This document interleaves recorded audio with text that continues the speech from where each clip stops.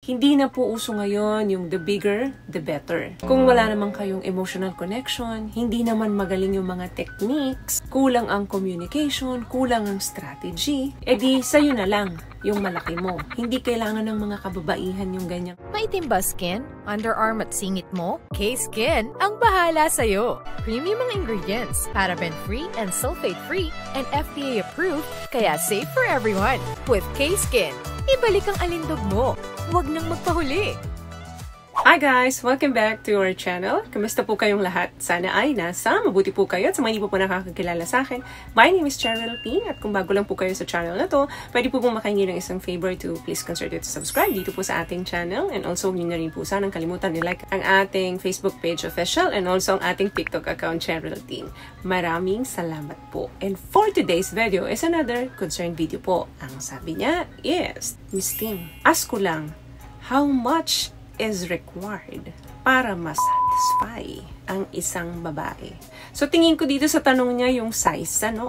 Gaano kalaki, gaano kataba para ma-satisfy ang isang babae, tama ba? Alam nyo guys, it's very important to understand that satisfaction po is different for everyone. What matters to one person may not matter to another. Hindi po pare-pareho yung salitang satisfaction sa lahat ng babae. Kaya medyo mahirap sagutin to. Hindi nyo ba napapansin, especially sa mga boys, yung naging ex ninyo, sarap na sarap. Halimbawa, may ginagawa kang specific sa kanya na nag-enjoy talaga isang babae. Then, ngayon sa present mo, bakit hindi siya nasasatisfy? Kasi nga, iba-iba po ang satisfaction ng mga babae. Marami na pong pag-aaral ang in-explored, na ang connection ng size ng lalaki at ang sexual satisfaction is two different story. Possible kasi na meron ngang malaking size yung lalaki, pero hindi naman niya nasasatisfy yung babae. Meron namang mga kalalakihan na sakto lang naman ang size, pero super satisfy naman sa kanya yung isang babae. So yan po, yung ilang mga pag-aaral na ginagawa ngayon. Napag-alaman din sa mga pag-aaral na majority ng mga kababaihan ay mas hinahanap yung satisfaction sa emosyon, sa foreplay, and partner attentiveness kesa doon sa satisfaction na naibibigay ng penis ng lalaki. Maliit na porsyento lamang ng mga kababaihan ang nagsasabi na mas gusto talaga nila yung malalaki dahil may malaking impact yun sa pleasure nila. So, see? Iba't iba po talaga ang satisfaction ng mga kababaihan. Now, kung hindi naman umabot ng 5 pulgada yung size ni Manoy, pero medyo mataba naman. I mean, yung girth, yung girth is yung ganito po, yung bilog, yung circumference, okay naman. Then, hindi naman ganun kahabaan.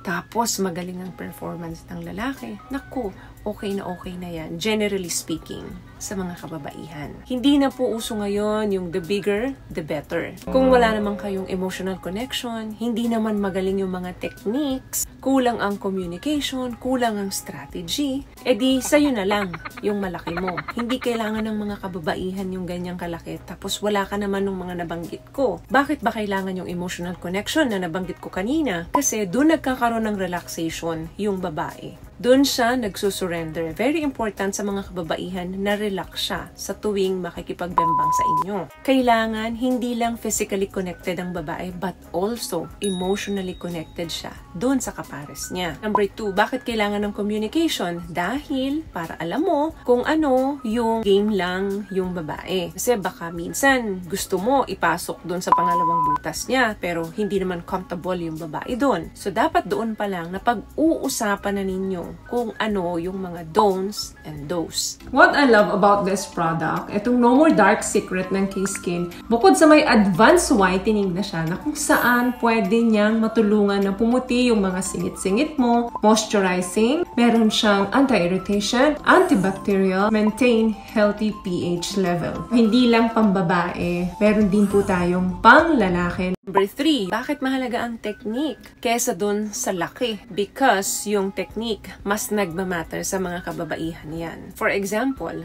maliit yan, pero alam mo kung paano mo patitirikin yung mata ng isang babae. Yung size mo, hindi nagmamatter yan. Magaling kang mag-foreplay, alam mo kung saan yung mga pinaka-sensitive na parte ng katawan ng partner mo. Minsan, hindi na nga kailangan ng penetration. Dun pa lang, minsan nakakatapos na ang mga kababaihan. Another thing, strategy. Bakit mahalaga ang strategy kesa dun sa size mo? Para alam mo kung paano mo tatimingan yung babae. Mas maganda na dapat siya yung palaging unang nakakatapos bago ikaw. Dahil kalimitan sa mga babae, kaya nilang mag-multiple big O. A matter of seconds, nagkakaroon uli. Ang lalaki, may refractory period po yan. Medyo matagal, lalo na kapag medyo may edad na ang kalalakihan. Umaabot po talaga ng minuto yan bago uli tumayo si Manoy. So, kung nauna ka tapos yung babae hindi pa, paano ngayon yung babae? So, very important na dapat na mauna siya, makailan siya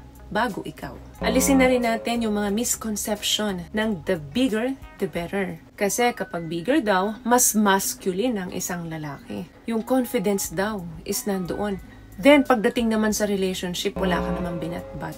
Wala namang nakukuhang emotional security sa'yo, yung partner mo. Eh di wala din. Emotional security nagbibigay ng sexual fulfillment sa mga kababaihan. Why? Kasi nandun yung comfort. Kapag naramdaman ng babae yung comfort and yung mutual understanding, mas nagsusurrender po ang mga kababaihan dun sa partner nila. Kaya bihirang-bihira katanggihan or hindian nung partner mo sa tuwing aayain mo siya. So dun sa question mo na how much bago masatisfy ang isang babae? Well, the truth is there is no minimum size of penis para masatisfy ang mga kababaihan.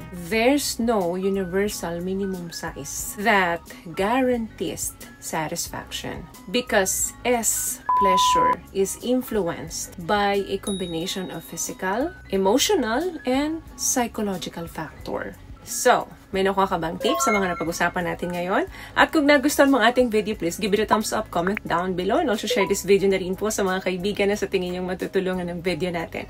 Once again, palagi po kayong mag-iingat at palagi po kayong manalangin. Thank you guys for watching and see you in our next one. Always love yourself and be a blessing. Bye!